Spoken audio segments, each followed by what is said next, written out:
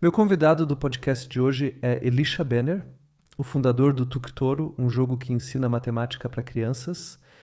Como vocês talvez saibam, jogos de dados ajudam há milhares de anos a promover a compreensão de números e quantidades. Tuktoro combina ambos e transforma a experiência de aprendizado em algo digital. Conversamos sobre como ele teve a ideia para o Tuktoro, como ele trouxe, entre outros, os fundadores da Tonybox para o projeto e como será o futuro. Aproveite o episódio. Elisha, que bom que você está aqui. Sim, Daniel Jung, fico feliz. É uma coisa boa. Tenho que dizer... Tenho que te agradecer por ter fundado uma startup, porque senão você seria agora a minha concorrência no YouTube. Você também se aventurou no YouTube. Por quê? Você também era relativamente jovem, né? 16. Exatamente, 16 anos. E aí já era sobre aprender, né? Exatamente. Então, na época, eu criei o canal Altags Psychology. Altags Psicology. Psicologia do cotidiano. Exato. Esse era só o nome da época. Agora uso o meu nome verdadeiro. Assim como você, matemática por Daniel Jung. No meu caso, Elisha Benner. Sempre achei interessante como as pessoas tomam decisões e aprendem. Sempre achei que se crianças e adolescentes estão no YouTube, também deveriam aprender algo lá. Naquela época eu já sabia como usar as redes sociais. E aí acabei ficando viral com um vídeo, de alguma forma, sobre como sair da cama de manhã. Foi uma combinação de psicologia, mas também tinha um pouco de comédia. E sempre com algo para aprender. Esse sempre foi o meu foco. Quando foi isso? Nossa, 2017, isso foi há 10 anos. Nossa, que loucura. Sim, Incrível, incrível, já faz muito tempo. Sua mãe teve algum papel nisso como psicóloga do barulho? sim, com certeza. Não agora no canal do YouTube, mas de modo geral, minha mãe é psicóloga do barulho. Acho que ela me ensinou cedo a iniciar meus próprios projetos e não ter medo de errar. Ainda lembro de algo que marcou muito pra mim. Eu tirei uma nota muito ruim, cheguei em casa, estava super frustrado. E aí eu simplesmente fui comer um doner com minha mãe, mesmo assim, como uma recompensa.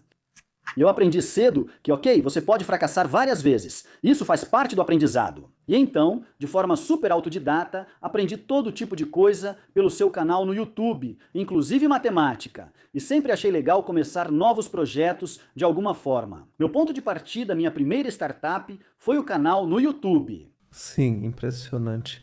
E como é que você chega à ideia de desenvolver um produto primeiro? Em combinação, é claro, com como posso chamar, um mundo online, você pode falar sobre isso daqui a pouco. Como você teve essa ideia? E ainda por cima envolvendo matemática, o que me deixa ainda mais feliz por você ter fundado essa startup. Bem, eu diria que foram vários fatores. Sempre me interessei em como crianças aprendem com mídias, seja adolescentes no YouTube ou com tablets, como vi com meu sobrinho. E sempre ficou claro para mim que você precisa combinar esse mundo digital com o mundo tátil para as crianças. Como disse, minha mãe é psicóloga educacional e na minha infância jogava muitos jogos de dados como Ludo e Kniffel. Ela usava jogos educativos tanto na terapia quanto em casa conosco. Foi assim que cresci. Pensei, posso unir isso a um produto físico usando dados, pois eles são mais concretos que números. Você joga o dado, tira 5 e coloquei isso em uma caixa que se conecta ao tablet. Então, é um brinquedo educativo de matemática, e eu testei isso com crianças. No começo foi mais um experimento, e eu testei com meus sobrinhos, e eles adoraram sacudir o negócio. Sim, posso confirmar isso. E o barulho que faz... Dá para ouvir direitinho. Sim, exatamente. Sim, exatamente. Então eu percebi. Isso pode funcionar, mas como é um produto físico, tive sorte que os fundadores da Tonybox investiram na gente. Sim, exatamente. Mas foi assim que tudo começou. Na verdade, era um experimento para meus sobrinhos. Exatamente. Caramba. Eu sempre digo, quando me perguntam sobre educação infantil na área de matemática, eu sempre digo, na verdade, Ludo. E lá você também tem dados, aí você vê os números e tem o lado tátil, você pega a peça e conta 1, 2, 3, 4, 5, 6. Diz de novo exatamente como isso funciona. Você tem, eu estou vendo agora. Então, para quem está assistindo agora, você tem a caixa, aliás, é uma caixa fofa, né? O nome vem daí, Tuk-Tuk-Toro. Exatamente, é um tutor de aprendizagem, tutor de estudos. Também existe o personagem japonês Totoro, e nós nos inspiramos um pouco nisso. Nós registramos tudo isso como marca agora. Mas é isso, foi daí que veio a inspiração. Pense nisso como uma caixa de dados, igual ao jogo Mensch ärgere dich nicht, usando uma caixa assim. Vamos colocar uma câmera na parte inferior da caixa de dados. Com aprendizado de máquina, as imagens são reconhecidas e enviadas ao tablet. E você pode, por assim dizer, jogar Mensch ärgere dich nicht no tablet. Mas você joga os dados de verdade. Então eu posso mostrar como funciona agora. Agora eu vou jogar com 4 dados, também tem esse som, e eu tirei um 5, 3, 3, 4. Agora, por exemplo, preciso digitar no tablet qual foi o resultado. E assim surgem várias formas de jogar. É isso aí. E é isso, funciona assim. Você tem uma câmera embaixo e as imagens são reconhecidas por aprendizado de máquina, por reconhecimento de imagens, e então são enviadas para o tablet. E então, o que muita gente não sabe é que os dados são ótimos para aprender. Jogos como Mensch ärgere dich nicht, etc.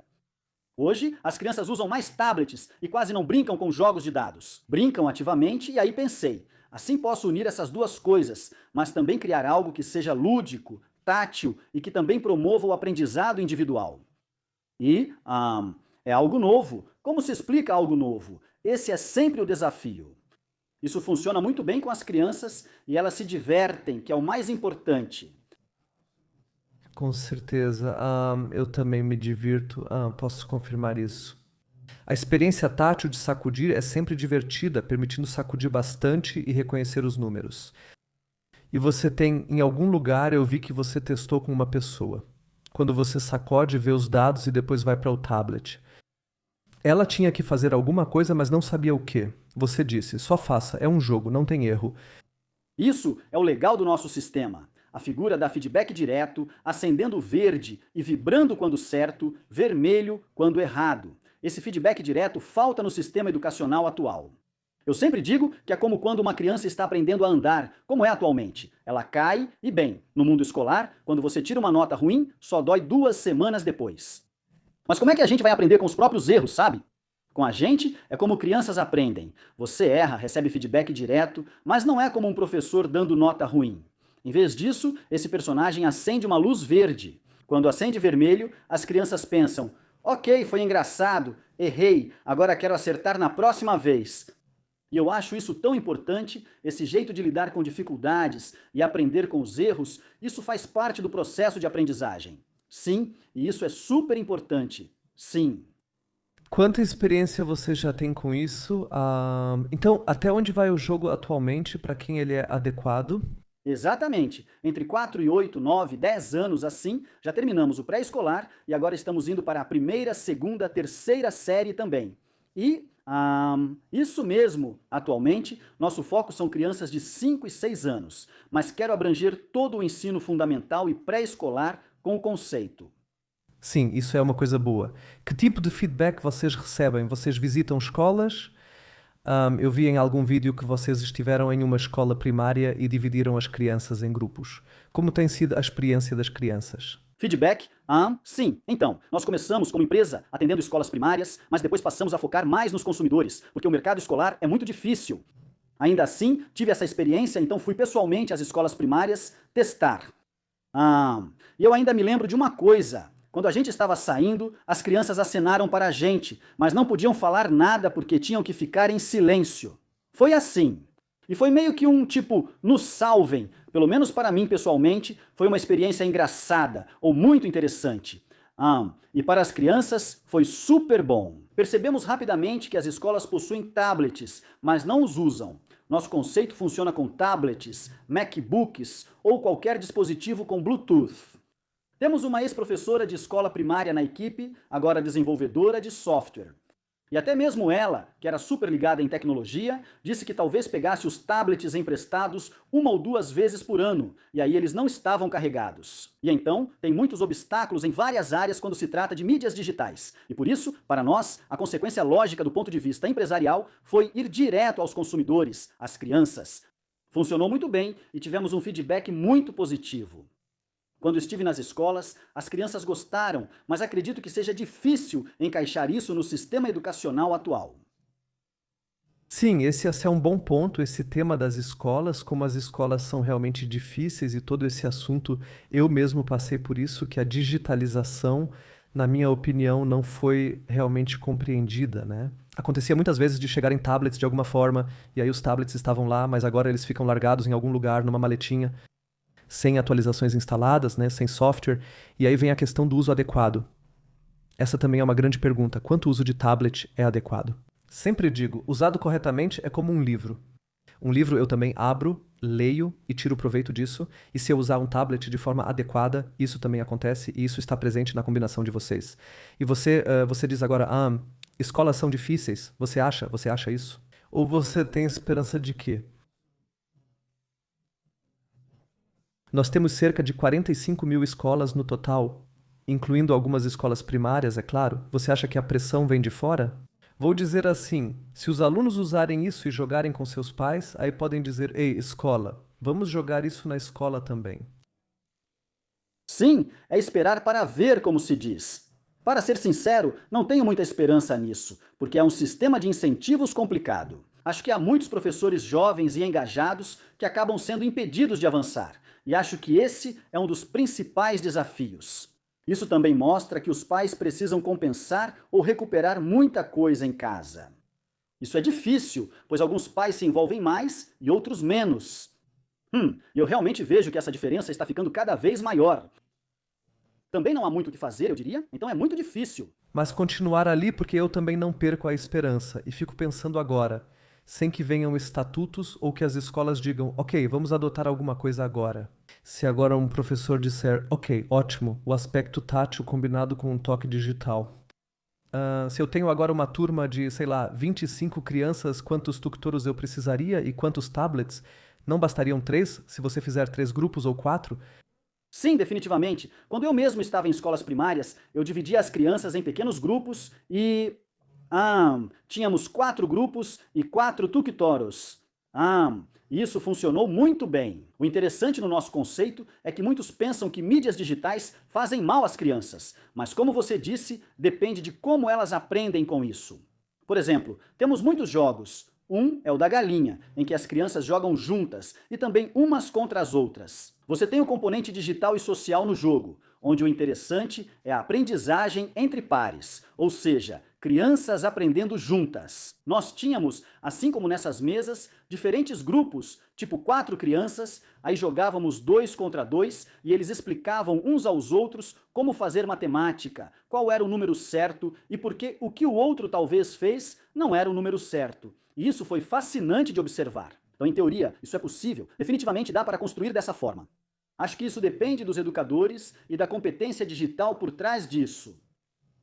Isso, deixamos claro. Podem usar nas escolas. Somos totalmente abertos a isso. Eu quero continuar com o exemplo prático, vou dizer assim, quando olho para o meu sobrinho, segunda série, o professor e mesmo que o professor não adquira os doutores, se, digamos, sei lá, alguém doa 4 unidades e diz, aqui estão as 4, então ainda precisamos de mais 4. Tablets, acesso à internet. Precisamos de acesso à internet, sim. De jeito nenhum. Você precisa baixar o aplicativo e ter acesso à internet. Antes era possível. E, de alguma forma, uma vez por mês, chega uma atualização com novos jogos pra gente.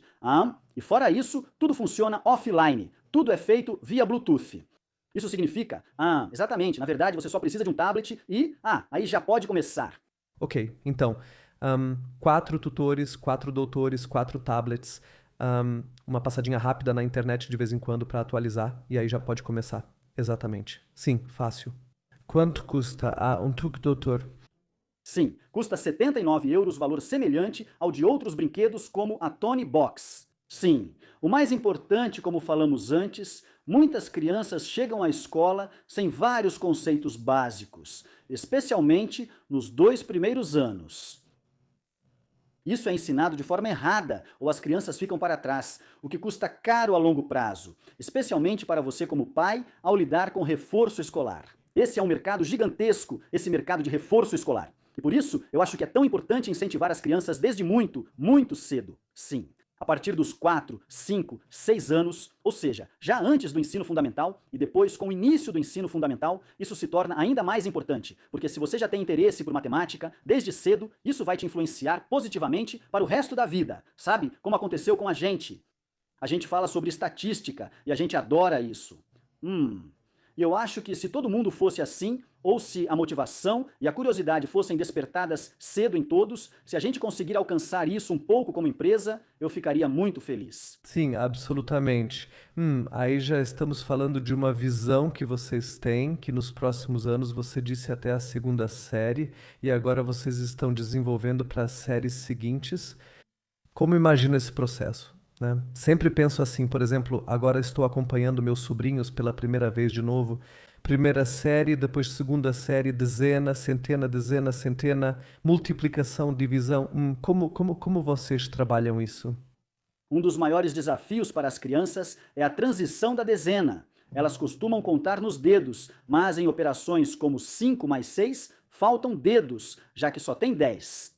Faz sentido usar dados, pois com eles você rapidamente soma 5 mais 5, mas o número 6 ainda nos falta.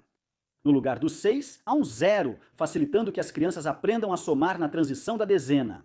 Há muitos fatores, mas essa é a primeira grande dificuldade. E o que fazemos é trabalhar junto com o Instituto de Aprendizagem, ou seja, eles trabalham conosco. O conceito didático foi testado em pré-escolas e escolas de ensino fundamental com um grupo final de 20 crianças.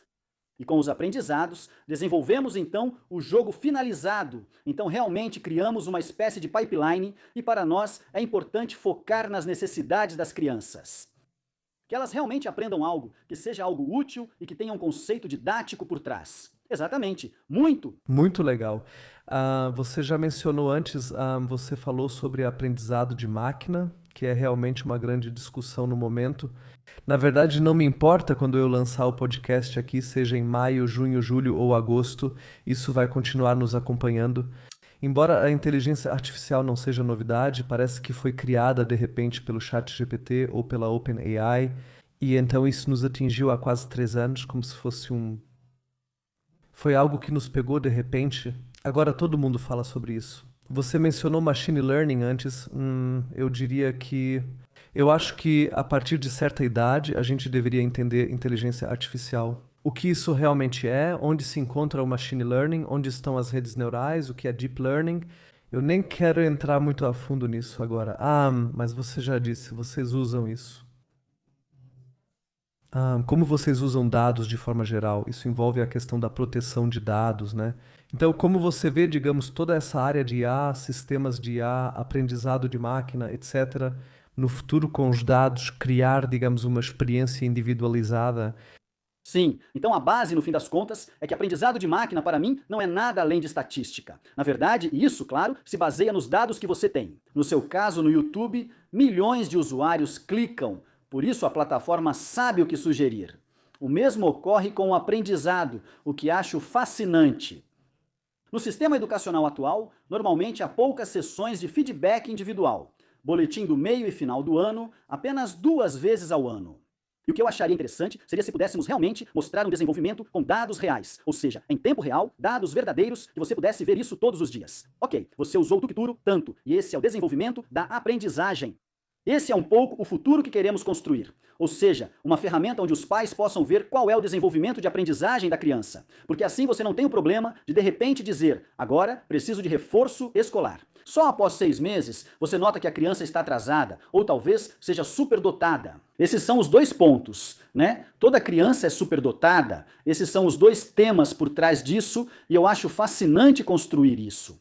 Atualmente, no nosso caso, os dados são anonimizados. Isso significa que vemos, por exemplo, quais jogos são mais clicados e jogados. E isso é meio que a base, ou seja, estamos construindo isso agora.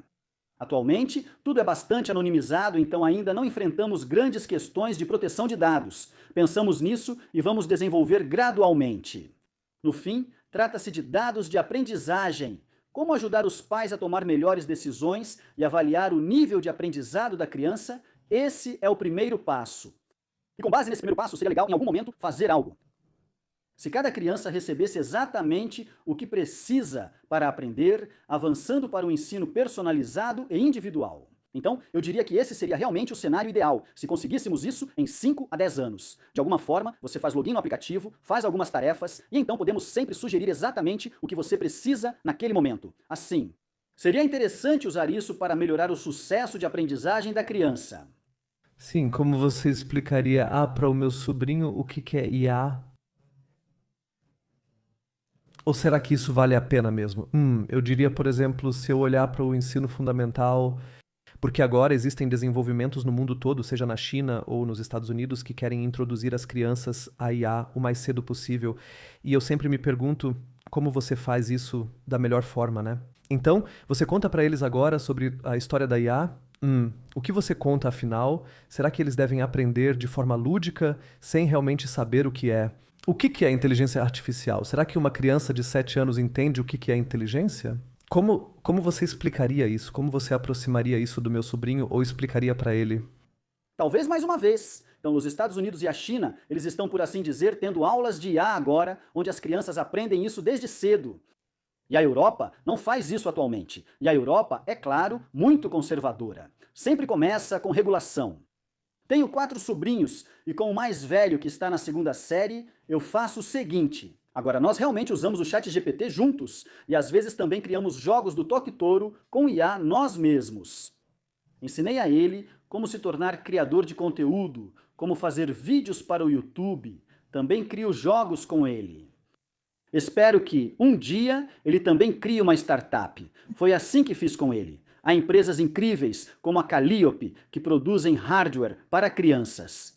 E eu acho isso muito legal, que as crianças sejam apresentadas à tecnologia mais cedo e que realmente despertem a curiosidade delas. Porque isso, eu acredito no futuro, ou até mesmo agora, já vejo isso internamente conosco.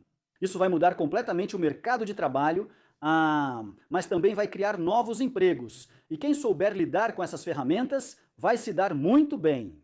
Quem ficar preso no algoritmo de hype de IA do TikTok terá dificuldades no futuro. Por isso é tão importante. Não dá para ignorar esse tema, sabe? Muitos pais falam, meus filhos não podem ter tablets ou IA. Isso faz mal.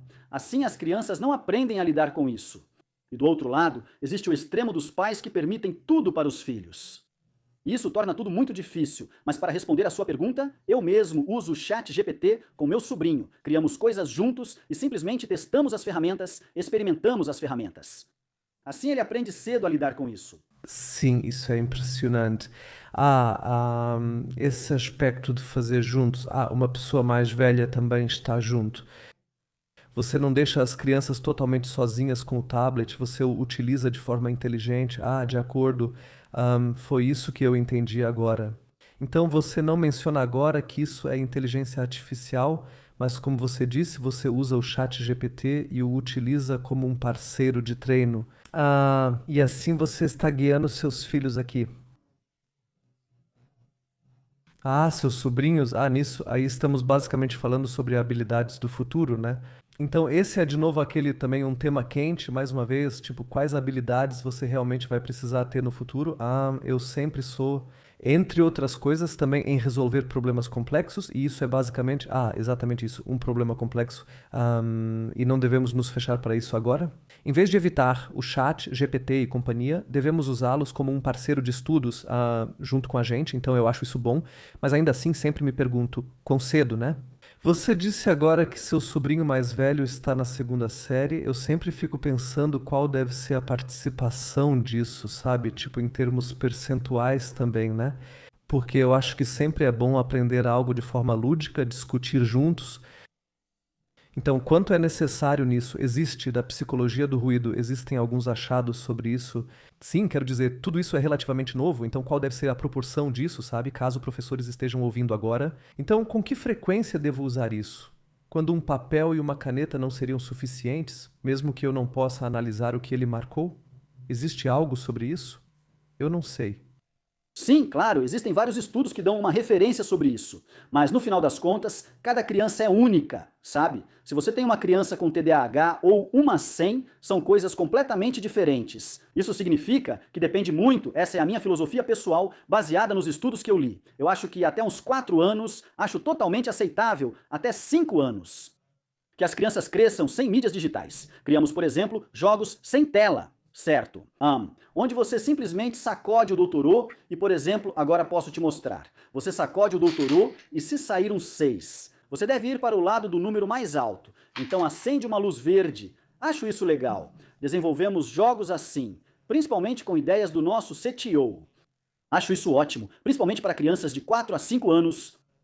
Então eu acho que justamente a pré-escola é um bom momento para começar a introduzir as crianças à mídia e depois, no ensino fundamental, elas precisam aprender a usar isso como uma ferramenta. Meu principal foco é como as crianças aprendem a lidar com mídias digitais e as crianças precisam ser introduzidas a isso gradualmente. Acho ótimo as crianças aprenderem ao ar livre e passearem na natureza, tendo essas duas experiências. Mas quando usarem mídias digitais, que seja para aprender. Acho isso super importante. E o que você mencionou, que quando elas lidam com mídias digitais, que elas, ou eu também sempre digo isso, não fiquem estagnadas. A gente conhece esse efeito do TikTok. Você entra e de repente já se passaram horas sem perceber. E isso é realmente perigoso, porque esse é justamente o problema, quando você não tem um jogo como o de vocês. O que talvez nesse sentido cause um vício positivo, porque aí você realmente aprende alguma coisa. É assim, que aí você só consome passivamente e o tempo passa. Mas você já se pegou fazendo isso alguma vez? E você, como é o seu dia a dia? Você só segue essa grande missão de educação ou também dá uma fuçada na internet de vez em quando? Sim, também usamos Instagram e TikTok na empresa, então acabo preso nessas contas. Ontem à noite percebi que estava fazendo isso. Trabalhei 10 horas, fiquei muito estressado, estou com lesão na perna e não posso praticar esporte. E percebi que passei 30 minutos preso no Instagram. Eu sempre faço assim, instalo e desinstalo o Instagram. Ah, sério, porque eu mesmo percebi isso, eu entendo como tudo funciona, o botão de rolagem infinita, que vai descendo sem parar, então você nunca consegue parar.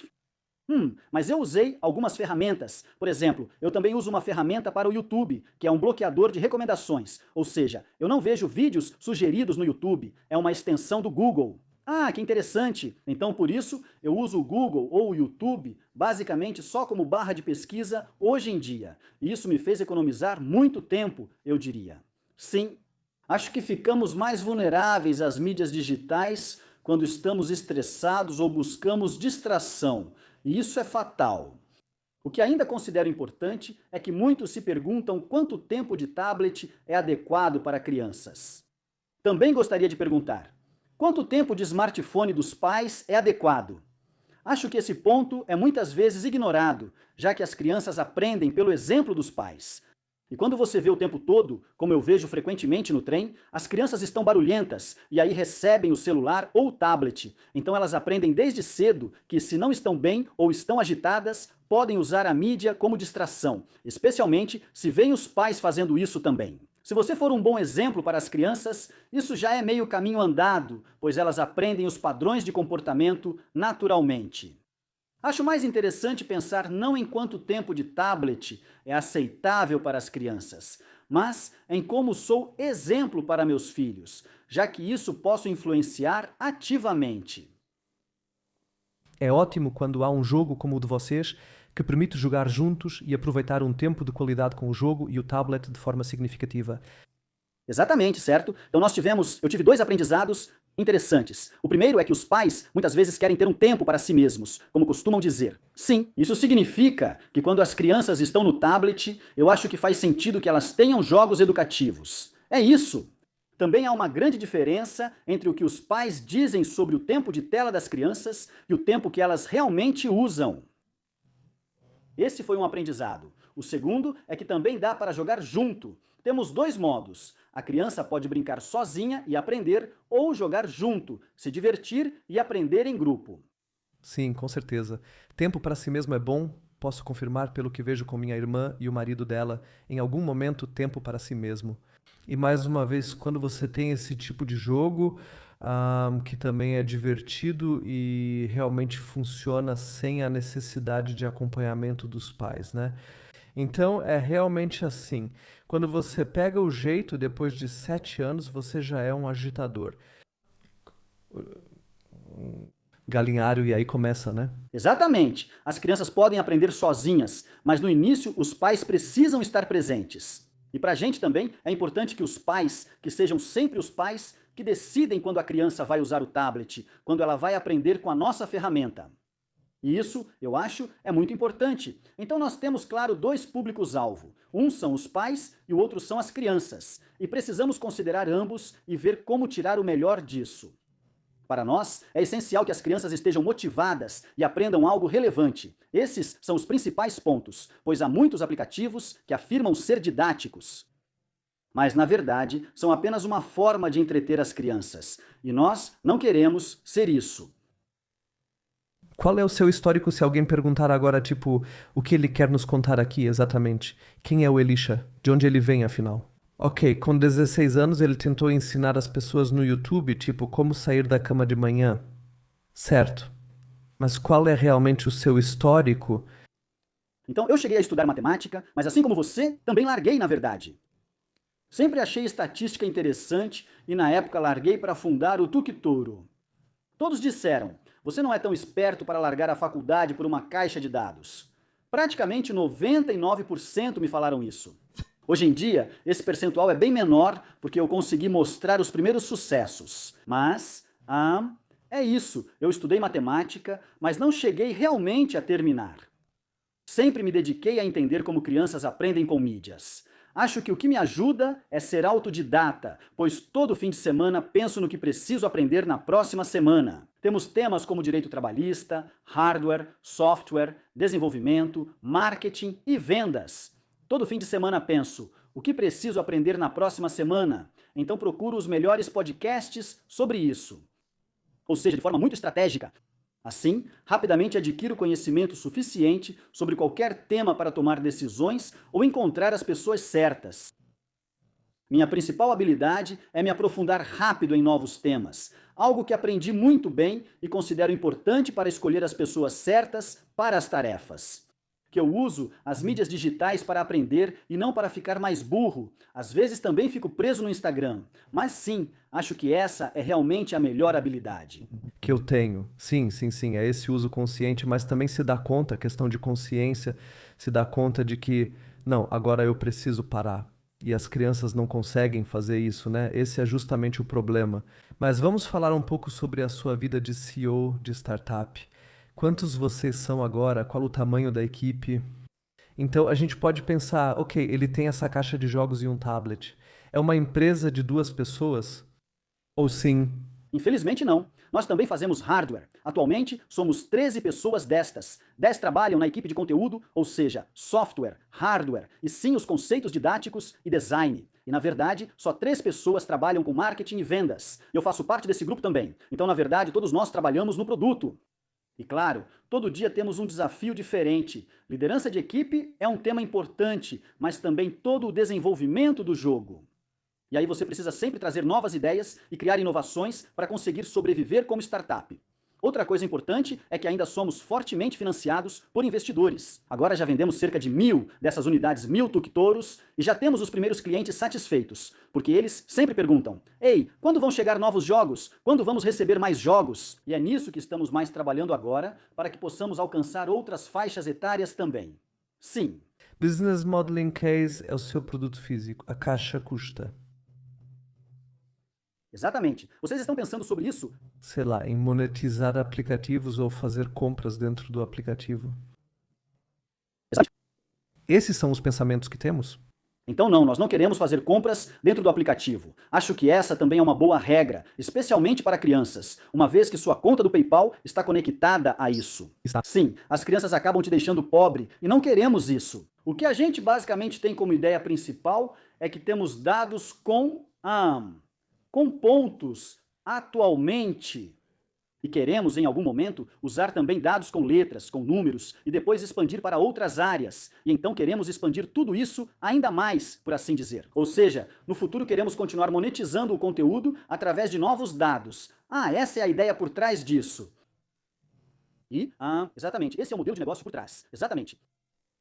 E como é a vida em uma startup? Rodadas de financiamento? Startup, rodadas de financiamento é uma montanha russa, né? Ainda mais sendo, vocês são por definição uma empresa de educação. Nós somos uma empresa de educação. Comecei há 4 anos achando que tinha só uns 5% de chance, pois quase todas as startups de hardware que vi não tiveram sucesso. E agora eu diria que estamos entre 25% e 50% de chance de que isso seja algo que pode funcionar ou se tornar muito, muito bem sucedido. E é assim que eu penso sobre isso.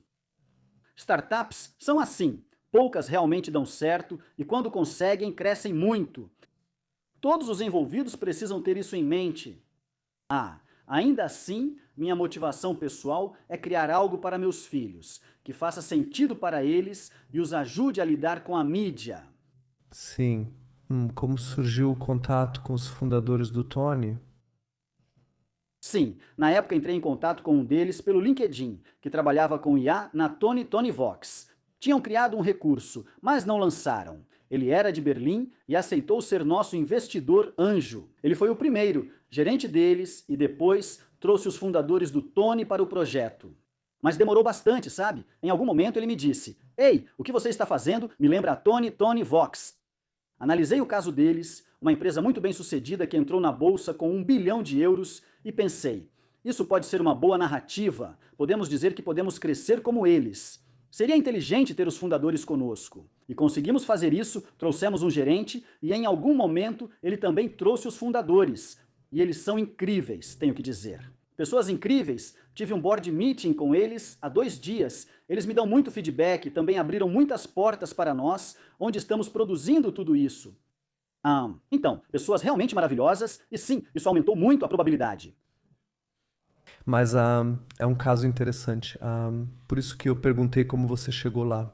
Porque você primeiro entrou em contato com um gerente pelo LinkedIn e o convenceu. E então você, praticamente, vou dizer entre aspas, por um caminho indireto, conseguiu chegar aos fundadores. O que faz sentido também. Porque, quero dizer, Tony, a maioria provavelmente conhece o Tonyvox. Eu também sei pela minha irmã e pelo marido dela, que também são grandes fãs do Tonyvox. Agora, em breve, também serão fãs do Tuk Tuk Tuk. Porque faz sentido, né, já que é um produto tátil, bem pensado. Mas também agora, digamos, se a gente olhar para a cena de startups, especialmente nesse setor difícil que é a educação, Sim. Você quer levar a educação adiante, quer avançar e no começo também precisa de financiamento. Seguir os caminhos certos. Isso também é um apelo, né, de que você pode simplesmente sentar e esperar até que o dinheiro caia do céu, ou pode agir ativamente. E aí, plataformas como o LinkedIn também têm um papel, porque afinal perguntar não custa nada. Então, como você faz isso agora para os próximos anos? Questão de financiamento, vocês têm algo em vista? Vocês estão trabalhando nisso agora? Tem projetos? Você ainda passa parte do dia no LinkedIn procurando onde pode entrar em contato com investidores em potencial? Sim, sim. Então, na verdade, nós também conversamos sobre isso. Os fundadores da Tonys. Os últimos anos foram sempre muito, muito difíceis. Nunca tivemos mais tempo ou mais dinheiro do que para 3 meses. Sempre estivemos no limite, mas conseguimos. No Natal passado, fechamos uma rodada de financiamento de vários milhões.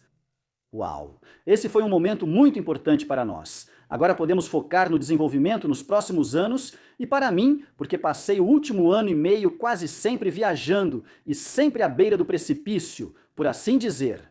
Sim. Vida clássica de fundador. Típica vida de fundador, poderia ter seguido outros caminhos em vários momentos.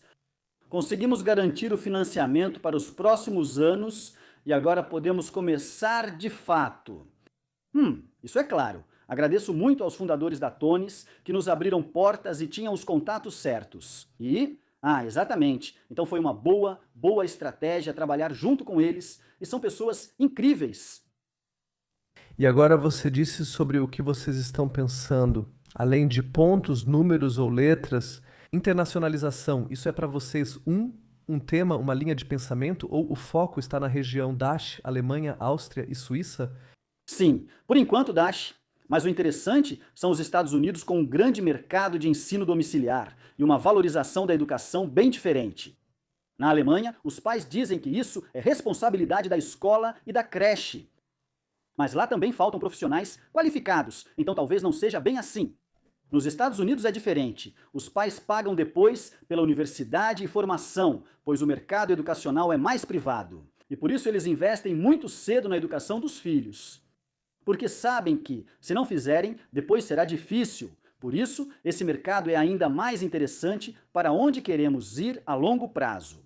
Porque o mercado de ensino domiciliar lá é enorme. E esse também foi um insight. Pais americanos querem investir cedo na educação dos filhos. E esse é um pouco o nosso tema. É um brinquedo, mas na verdade é um software de aprendizado, um tutor de aprendizagem por trás. Significa desenvolver tudo aqui no Dashers, amadurecer e depois ir para os Estados Unidos. Esse é o plano. Por isso pode fazer sentido para os investidores. Eu diria que há muito potencial. Se você já arrecadou milhões, isso é interessante. Você tem alguma dica sobre avaliação de empresas? Se agora, quero dizer, se agora um fundador está ouvindo e pensa, meu Deus, como eu faço minha avaliação? Qual valor eu coloco com base em quê? Como eu devo proceder? Como você fez isso? No mundo das startups, a avaliação muitas vezes é feita no chute. Não, mas existem dois modelos. Um é assim, um é que você diz, aqui, quanto de faturamento você tem? Mas eu não acho isso muito sensato. Você vê, fatura 1 milhão ou 100 mil euros e vale 2, 3, 4, 5 vezes isso. Isso não faz sentido no mundo das startups. O que realmente faz sentido é dizer que, a cada rodada, a startup entrega 20, 25% das ações, esse sempre deve ser o objetivo. E, é nisso que se baseia. Essa é a avaliação também. Se você precisa de 1 milhão e ainda não entregou participação, a avaliação deve ser de 4 ou 5 milhões. Também considero justo para os fundadores, especialmente ao se tratar de uma empresa de tecnologia, que é o foco agora. É importante para os investidores mais tarde que você ainda tenha muitas participações para que eles possam dizer, ei, você ainda está incentivado. Que tudo dê certo, ter só 1 ou 2% não ajuda ninguém. Eu acho isso muito importante. Então, minha regra geral seria, em cada rodada de financiamento, não entregar mais do que 20% das participações. Isso depende se você tem uma empresa de mingau, como dissemos, ou de tecnologia como a nossa, com hardware, software, patentes e afins. E aí você precisa argumentar bem, mostrar que tem muito potencial, e assim você consegue uma boa avaliação também. E meu lema sempre foi que, como fundador, você deve negociar muito firme na avaliação. E, se você for capaz disso... E o que a gente fez foi passo a passo captar mais financiamento. Ou seja, de certa forma, nós tínhamos os primeiros protótipos, depois recebemos 50 mil euros e fizemos muita coisa com esses 50 mil euros, e aí depois recebemos 100 mil euros. E assim, fomos fazendo passo a passo, e por isso, ainda, quer dizer, nós ainda temos mais de 50% das ações continuam com a equipe fundadora. Isso é importante, pois você ainda pode escolher o rumo das coisas. Essa seria outra pergunta. Se você fundou sozinho ou quantos cofundadores você tem? Sim, tem um cofundador principal, o Andreas, responsável por todo o hardware e software. As primeiras pessoas envolvidas tornaram-se cofundadores e receberam pequena participação, mas eu e Andreas ficamos com as maiores partes. Essa é uma questão interessante aqui, especialmente no nosso caso, na Alemanha, quando você tem os primeiros funcionários. Sim. Você quer incentivar. Como vocês fizeram isso? Simplesmente ofereceram participações ou foi algo como ações para funcionários, mas aí você já tem questões fiscais ou vocês simplesmente disseram, olha, os primeiros 10 cada um recebe tal porcentagem? Sim, o primeiro que participou trouxe componentes de software e competência. Como não podíamos pagar salário, demos 5% para ele também e implementamos participação dos funcionários. Fiscalmente, isso na Alemanha não é tão bom. Existem várias formas de obter essas exit shares. Por exemplo, queria trazer um amigo da escola, muito bom em finanças, nos complementamos bem, e se houver exit, ele recebe 5% da minha participação. Nós temos diferentes modelos para isso, mas é claro que na Alemanha esse é um tema super complexo, sim. Porque é tão difícil fiscalmente, exatamente é isso, é realmente complicado. Como incentivar isso na Alemanha? Eu também esperaria mais. Nos Estados Unidos isso é bem mais fácil, porque você quer naturalmente motivar as primeiras pessoas. E claro, a motivação intrínseca é sempre importante e está sempre presente em todas as pessoas. Mas, no final das contas, também faz parte a motivação extrínseca, porque você trabalha muito e recebe muito pouco dinheiro por isso, e isso deveria se equilibrar a longo prazo, eventualmente. Isso também deveria ser recompensado e, exatamente, mas nós incentivamos todas as pessoas com a gente de alguma forma e elas fazem parte do sucesso. Legal, isso também motiva. Com a gente é assim, trabalhamos presencialmente, raramente abrimos exceções e até às 20 horas o escritório está cheio, todos animados. É isso mesmo? A gente também começa às 10 horas, mas é opcional. Então, ok. As pessoas também podem ir embora às 18 horas, mas elas ficam junto até o final. E acho que isso é algo que realmente conseguimos. Uma cultura empresarial em que todos estão animados e se divertindo. É claro que as pessoas podem se expressar lá. Eu não sou alguém que... Bom, eu dou muito valor a isso. Minha decisão mais importante é trazer as pessoas certas para que possam se expressar e se desenvolver sozinhas. Ausarbeiten. Vocês não têm trabalho totalmente remoto. Fizemos uma exceção para um especialista, porque caso contrário, não conseguiríamos esse profissional. Mas fora isso, não fazemos isso, não. Fora isso, somos muito rigorosos e acho que isso é muito bom. E o que você acha de uma semana de 4 dias, semana de 3 dias? Vocês têm diretrizes sobre isso ou trabalham por projeto? Também temos semana de 4 dias para gerente de produto, pois não conseguimos pagar seu salário. E aí dissemos: ei, você não quer trabalhar 4 dias por semana? Esse foi um pouco o pensamento por trás disso. E exatamente, mas em geral, normalmente são 5 dias mesmo. E que todos estejam presentes desde o início. Também temos estagiários. Isso mesmo. Mas para nós é importante que tenhamos uma comunidade e que desenvolvamos ideias juntos, resolvendo problemas em conjunto. E na minha opinião, isso é realmente importante quando se faz isso presencialmente. Isso também é muito importante para mim, sim. E se alguém que está ouvindo ou assistindo disser, nossa, incrível, adoraria participar e investir? Pode me chamar no LinkedIn. Assim vemos os objetivos de cada um, já que cada pessoa tem um motivo diferente. Para mim, é fundamental que as pessoas tenham conhecimento em alguma área e compartilhem nossa visão. 3 coisas. Primeiro, o aprendizado é tátil. Crianças usam todos os sentidos para aprender. A segunda é que é lúdico, parece que estamos brincando em vez de aprendendo. A terceira é isso. É isso que queremos criar no futuro, que seja individual, ou seja, que cada criança possa aprender no seu próprio ritmo. E eu acho que isso é muito interessante com IA, para ver em que direção isso vai. E, exatamente, essa é um pouco a visão da empresa por trás disso, que também é o que me motiva pessoalmente. O que você diria para alguém, vou chamar assim, um resistente ferrenho a tablets e tudo que é digital, para que uma criança de 7 anos, digamos assim, possa usar o que vocês oferecem, eu diria no geral?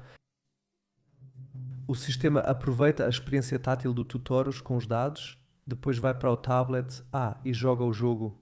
Sim, talvez a criança de 7 anos tenha um tio legal como Daniel ou Elisha, então essa seria a minha abordagem. Acho que não dá para mudar muito as pessoas quando elas já tomaram decisões claras. Eu acho que o que realmente importa, na minha opinião, é um aprendizado importante. Todos concordam que as crianças precisam aprender a lidar com mídias digitais, né? E aí vem a segunda pergunta. Claro, como elas aprendem isso?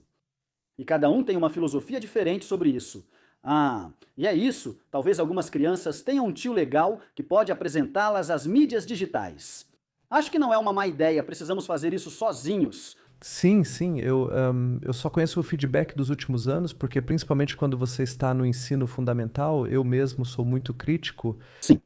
Então eu mesmo digo, um mínimo de digital, de dispositivos digitais, mas se for usar, que seja de forma útil, porque eu também acredito que quando você pega um livro ou uma folha, isso também é uma tecnologia que um dia surgiu. E a caneta é uma tecnologia. E aí você escreve, e você também pode escrever em um tablet, assim como pode jogar no tablet e vivenciar matemática de forma lúdica. E como você disse, no aspecto lúdico, né, o coletivo, né, o social, tudo isso está incluído, está tudo ali dentro do tablet. Mas não é como se as crianças ficassem só brincando, deslizando e rolando a tela. Na verdade, isso serve para desenvolver a habilidade matemática. Você acha que o jogo de vocês pode ajudar a mudar o status da matemática para algo mais positivo? Olha, eu só vou dizer rapidamente, é realmente assim, é assim mesmo. Matemática, nota 5 e por causa de Né. E, sei lá, eu sempre digo que na verdade a matemática é muito divertida. E aqueles que o fundamento precisa ser estabelecido desde cedo e vocês realmente estão acompanhando o ritmo dos tempos. Exatamente, certo? Então é preciso dizer novamente, de alguma forma. Segundo o estudo PISA, 30 das crianças não atingem o padrão mínimo em matemática, ou seja, até 30%. É um problema enorme, eu diria. Primeiro, é isso. E o que eu percebi é que especialmente as crianças que não têm interesse em matemática. Eu tive isso uma vez na escola primária. Quando começamos a trabalhar com escolas, tivemos uma criança. Ela tinha calculado isso, mas nós não sabíamos. É isso. Ela foi para casa, contou à mãe que se divertiu muito e também falou ao terapeuta de aprendizagem que hoje trabalha conosco e criou o jogo da galinha. Foi assim que tudo aconteceu. E nós definitivamente percebemos isso, que podemos incentivar tanto as crianças superdotadas, quanto as crianças que têm dificuldades em matemática ou estão atrasadas, que simplesmente precisam de mais tempo. Que motivamos elas e acho que já conseguimos, de forma divertida para as crianças e que aprendam com isso. Acho que isso é o mais importante. Isso é essencial para o aprendizado contínuo. Em matemática, as crianças ficam para trás rápido, mas você pode ajudá-las com isso por meio de muitos cliques. Mas claro, seria ótimo se isso já tivesse acontecido de forma mais clara, com certeza. Com certeza, especialmente nesses anos mais jovens e, como você disse, a motivação intrínseca, né, de eu ter vontade de fazer algo, eu tenho vontade de jogar, de fazer o jogo, e você nem percebe que está aprendendo. Sim, é basicamente isso. Faça um teste, dê exercícios de matemática no papel e depois no tablet para seus filhos. E pergunte onde estão mais motivados. Aproveite que as crianças preferem o tablet. Eles querem usar mídias digitais e brincar com isso como veem outras crianças fazendo. Se for esperto, diga, sim, pode usar o tablet. Para os pais é aprendizado, para as crianças, diversão. E eu acho que se você conseguir fazer isso bem, isso é, na minha opinião, algo inteligente. Mas claro, isso também é muito difícil. Sim, onde a gente consegue o seu jogo? Em todo lugar? Na verdade, em todo lugar. Estamos em muitas lojas. Aqui, Baby Cox, Corby Meyer. Então, em várias lojas, online pelo nosso site, estamos listados na Badzelg. Isso também é um sapato. Expositor de sapatos, digamos. É só procurar Tuk-Toto online, que você nos encontra em vários lugares e lojas físicas. Isso é o mais legal. Eu vi certo, vocês também têm alguma coisa com o Banco Sparkasse? Vocês estão envolvidos de alguma forma? Como é que eu devo imaginar isso? Sim, então, o Banco Sparkasse são grandes apoiadores nossos. No ano passado, produzimos 5.000 unidades, o que custa muito. E eles realmente nos deram um empréstimo de 150 mil euros. Onde, então, o banco de garantias, e eu também sou pessoalmente responsável por isso. Ou seja, eu também estava nessa até o fim, mas é claro que também é assim. Então, eu também tive que fazer isso na época, porque você precisa financiar a mercadoria antecipadamente. Isso também fez todos dizerem, ele realmente acredita no que faz. Vamos apoiá-lo de novo. Beleza.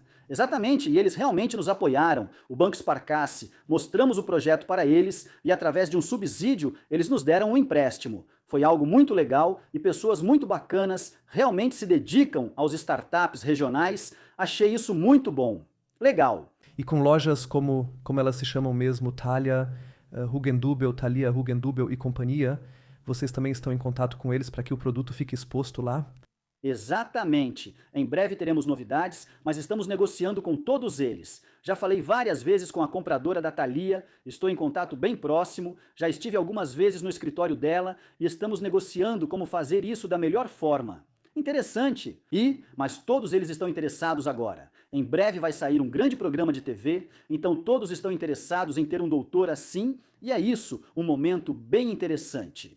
Sim. Ótimo. Legal, ótimo. Estou ansioso também para ver quando o grande show for ao ar, sim. O que as pessoas vão dizer, é um tema super interessante, super importante, sim. A matemática está em todo lugar. Comigo também até hoje, sim. Mesmo depois do ensino médio, quando você vai para a faculdade, não importa o que você estude, sempre tem matemática envolvida, sempre há alguma lacuna em algum lugar. E eu tenho plena convicção de que essas lacunas começaram lá na escola primária. E se vocês resolverem isso de uma forma lúdica, combinando o tátil, sim, o analógico e o digital, é uma coisa sensacional. Muito sucesso.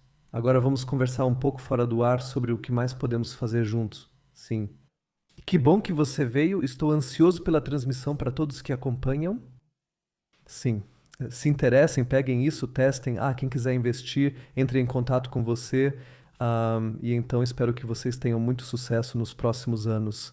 Sim, muito obrigado. Compartilhamos a visão de encantar e motivar as crianças com a matemática e esperamos conseguir fazer muita diferença nisso. Fiquei muito feliz também. Com certeza. Obrigado. Obrigado. Daniel, obrigado.